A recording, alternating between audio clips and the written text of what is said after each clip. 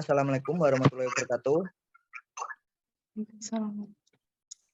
Sini kelompok kami akan menjelaskan jenis model pengembangan R&D. Untuk yang pertama, untuk modelnya model PLUP, model Azure, model DBR, dan model 4D. Untuk nama-nama kelompok kami, yang pertama saya sendiri, Judi Nabila Zailani, NIM 010. Dan yang kedua, Sofi Alfiana Azizah, NIM 26. Dan yang ketiga, Sisilia Sela Sagita, NIM 041. Dan yang keempat, Alvina Aulia Siregar dengan NIM 048. Di sini saya akan menjelaskan model PLUMP. Model PLUMP adalah sebuah model pengembangan kurikulum yang dikembangkan oleh Diplom pada tahun 1978. Model ini berfokus pada pengembangan kurikulum dalam konteks pendidikan teknologi dan terdiri dari 4 tahap, yaitu tahap analisis, desain, realisasi, dan evaluasi. Model PLUM dianggap sebagai salah satu model yang cukup terstruktur dan sistematis dalam pengembangan kurikulum, sehingga model ini masih banyak digunakan dalam konteks pendidikan teknologi. Seperti gambar di sini, preliminary investigation, design, realization atau construction, test, evaluation, and revision. Untuk langkah-langkahnya, tahap analis. Pada tahap preliminary investigation atau analis, terdapat beberapa langkah yang harus dilakukan. Yang pertama, identifikasi karakteristik lingkungan belajar. Yang kedua, analisis terhadap peserta didik. Dan yang ketiga, identifikasi tujuan pembelajaran. Untuk terakhir, analisis terhadap sumber daya yang tersedia. Yang kedua, tahap desain.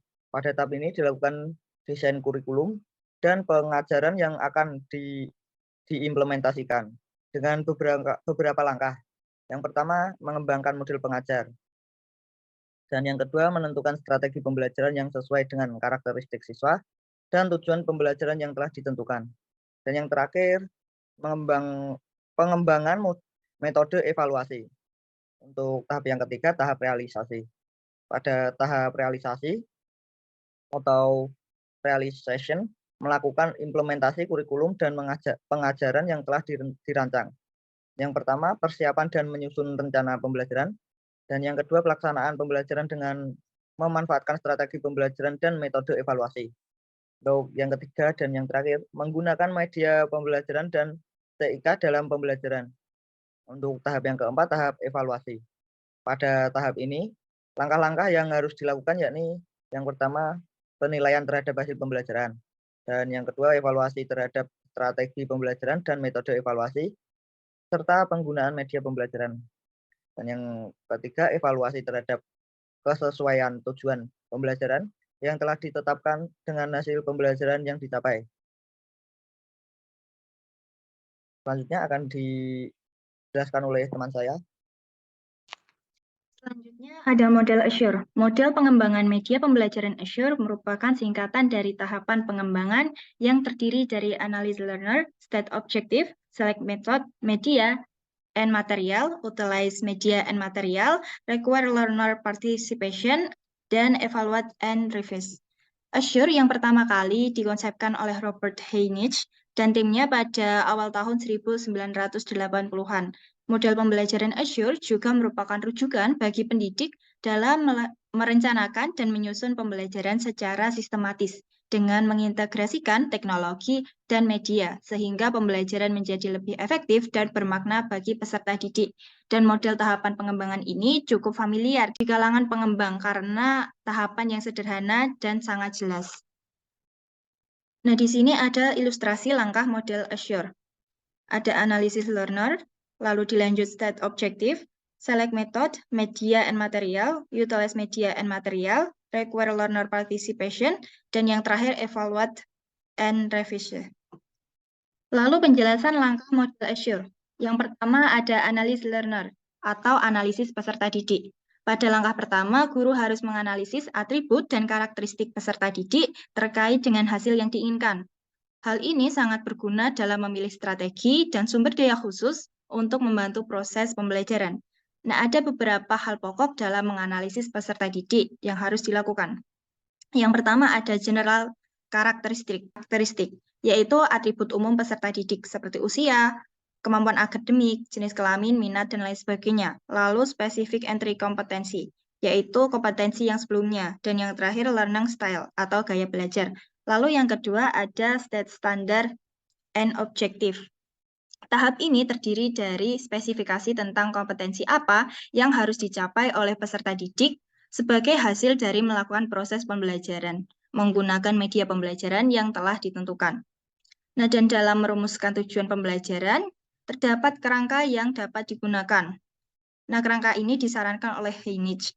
Yang pertama ada audience atau peserta didik, lalu behavior atau perilaku, kondisi, konditian atau kondisi, yang terakhir degree atau tingkat. Lalu yang tahap ketiga, select strategi, teknologi, media, and material, yaitu memilih strategi, teknologi, media, dan materi. Pada langkah select strategi, teknologi, media, and material, terdapat beberapa hal yang harus dilakukan, yaitu yang pertama kita harus mencari tahu metode penyampaian apa yang terbaik untuk pembelajaran. Yang kedua, pemilihan strategi pengajaran yang berpusat pada peserta didik. Yang ketiga, mencari tahu teknologi media dan bahan mana yang paling mendukung metode pembelajaran yang digunakan. Lalu yang keempat, utilize teknologi, media, and material, yaitu memilih strategi, teknologi, media, and materi. Pada langkah berkenaan dengan membuat perencana tentang bagaimana kita akan memanfaatkan teknologi, media, dan materi yang dipilih. Nah, terdapat tahapan yang bisa disebut 5P di dalam langkah ini, yaitu preview teknologi, media, and material. Yang ketiga, prepare the informant. Yang selanjutnya, prepare the learner atau peserta didiknya. Lalu yang terakhir, profit the learning experience. Lalu yang kelima, ada require learner participation. Pada langkah ini atau menarik partisipasi peserta didik sebenarnya termasuk dalam langkah sebelumnya, yaitu mengharuskan kita untuk membuat rencana tentang bagaimana pembelajaran akan secara aktif melibatkan peserta didik dalam setiap materi yang diajarkan. Lalu yang terakhir ada evaluate and revise. Pada langkah terakhir yaitu mengevaluasi dampak produk yang kita kembangkan pada pembelajaran siswa. Ini termasuk evaluasi strategi pengajaran, teknologi, media, atau materi yang digunakan. Nah, hal ini mencakup tentang pertanyaan yang terkait apakah pembelajaran memenuhi tujuan pembelajaran yang direncanakan, lalu bagaimana menentukan apakah peserta didik mencapai tujuannya, lalu apakah cara menilai peserta didik sesuai dengan tujuan pembelajaran, dan bisakah media pembelajaran ini diperbaiki dan bagaimana caranya. Dalam langkah ini kita harus fokus terhadap umpan balik peserta didik agar dapat mengembangkan teknologi di masa mendatang. Selanjutnya akan dipresentasikan oleh rekan saya. Metode DBR atau Design Based Research biasanya digunakan dalam bidang pendidikan, yang merupakan serangkaian pendekatan dengan maksud menghasilkan teori-teori baru dan praktik yang menjelaskan berpotensi berdampak pada proses belajar mengajar secara natural. Penggunaan design based research ini menjanjikan peningkatan dan berkontribusi teoritis pada nilai publik penelitian teknologi pendidikan. Ilustrasi langkah DBR, yaitu ada 4 langkah ilustrasi DBR. Yang pertama, analysis of practical problems by problems and practitioners in collaboration. Yang kedua ada development of solution informed by asking design participants and technological innovation. Yang ketiga ada interactive cycles of testing and refinement of solution in practice. Yang terakhir ada reflection to products, design practices, and enhance solution implementation. Langkah model DBR. Yang pertama ada identifikasi dan analisis masalah. Identifikasi dan analisis masalah dilakukan pada awal dimulainya penelitian, di mana peneliti merasakan suatu masalah yang terjadi. Masalah tersebut adalah minimnya lagu anak yang ada saat ini, sehingga tidak sedikit anak-anak yang lebih menyukai lagu-lagu orang dewasa. Yang kedua, ada perancangan solusi.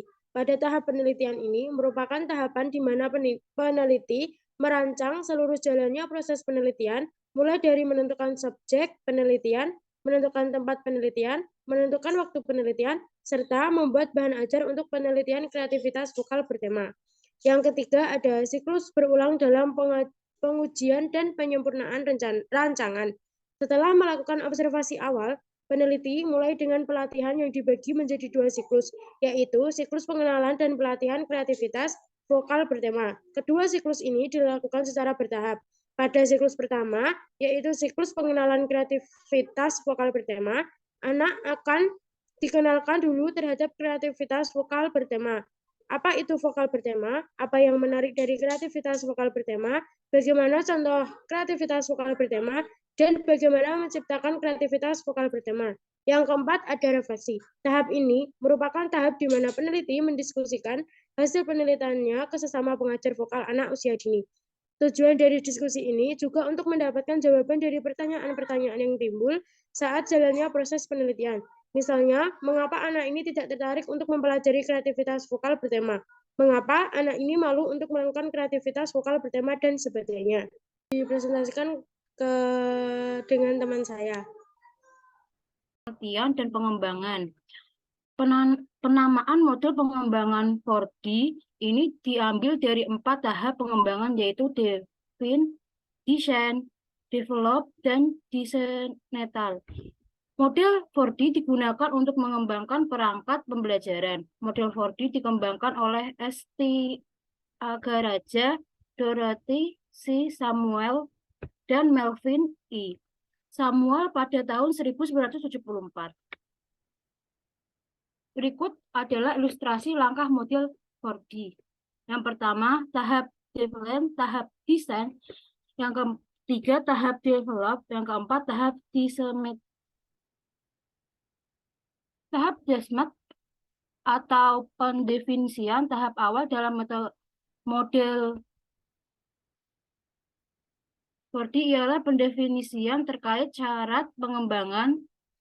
Tiavarajah DKK pada tahun 1974 menyebut ada 5 kegiatan yang bisa dilakukan pada tahap define, yaitu meliputi front-end analysis atau analisis awal, yang kedua learner analysis atau analisis peserta didik, yang ketiga text analysis atau analisis tugas, yang keempat konteks analisis atau analisis konsep, yang kelima specific institutional objective atau perumusan tujuan pembelajaran. Yang kedua adalah tahap desain atau perancangan. Tahap kedua dalam model 4D adalah perencanaan desain dan 4 langkah yang harus ditempuh. Yang pertama adalah konstruksi reference text atau penyusun standar belajar. Yang kedua adalah media selection atau pemilihan media. Yang ketiga format slide of atau pemilihan format. Yang keempat adalah initial design, rancangan awal. Yang ketiga adalah tahap develop atau pengembangan. Tahap pengembangan merupakan tahap untuk menghasilkan sebuah produk. Pengembangan tahap ini terdiri dari 2 langkah, yaitu expert penilaian ahli. Yang kedua developmental testing atau uji coba pengembangan. Yang terakhir adalah tahap disseminate atau penyebarluasan. Tahap penyebarluasan dilakukan untuk memproses produk hasil pengembangan agar diterima menggunakan oleh individu, kelompok, atau sistem. Hal yang perlu diperhatikan dalam melakukan diseminasi atau penyebarluasan adalah analisis penggunaan kreatif dan teknik, pemilihan waktu penyebab, dan pemilihan media penyebaran. Perbedaan yang menonjol antara keempat metode ini adalah pendekatan dan fokus pada tahap yang berbeda pada proses pengembangan pembelajaran.